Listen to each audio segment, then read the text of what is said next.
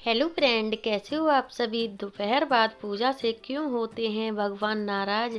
उन्होंने कहा यदि कोई पूजा 12 बजे के बाद यानी दोपहर में प्रारंभ करता है तो उनकी पूजा का शुभ फल नहीं मिलेगा।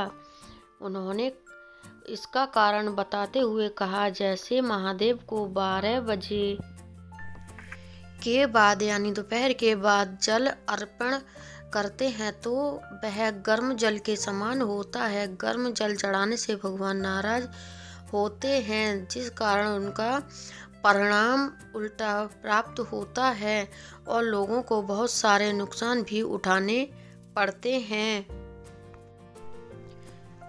पंडित जी कहते हैं, बहुत लोग ऐसे होते हैं कि दिन में भी सत्यनारायण भगवान की पूजा कर लेते हैं, लेकिन ऐसा नहीं करना चाहिए।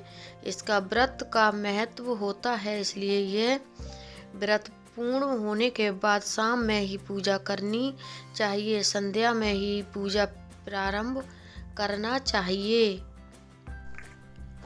ब्रह्म मुहूर्त में पूजा करने से होती है सभी कामना की पूर्ति।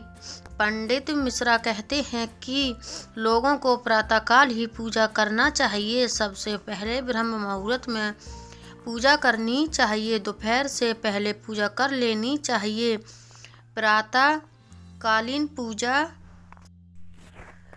करने से शुभ फल की प्राप्ति होती है, जिससे उन्हें धर्म, कर्म, धन और मोक्ष चारों फल की प्राप्ति होती है। हालांकि उन्होंने कहा, आजकल के लोग ज़्यादातर भाग दौड़ में रहते हैं।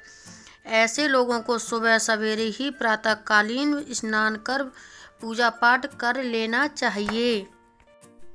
हालांकि वह अपनी श्रद्धा भक्ति से जिस विधि से पूजा कर पाए, और भगवान की सच्ची भक्ति अलग अलग तरह से भी की जाती है। लोग जैसे चाहे उनका मन में श्रद्धा और भक्ति के साथ उनकी पूजा कर सकते हैं, लेकिन प्रातःकाल ही पूजा करने से ज़्यादा फलीभूत होता है, जो बहुत शुभ फलदायक होता है।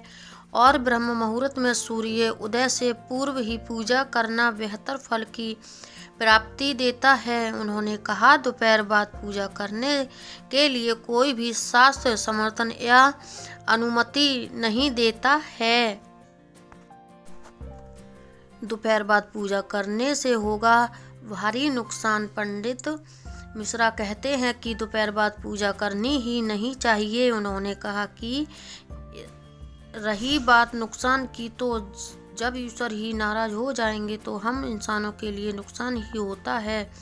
चाहे अर्थ का नुकसान हो या धर्म का नुकसान हो या स्वास्थ्य का या मोक्ष का नुकसान एवं अन्य चीज़ों की ही नुकसान होता है। तो फ्रेंड, की जानकारी आपको कैसी लगी?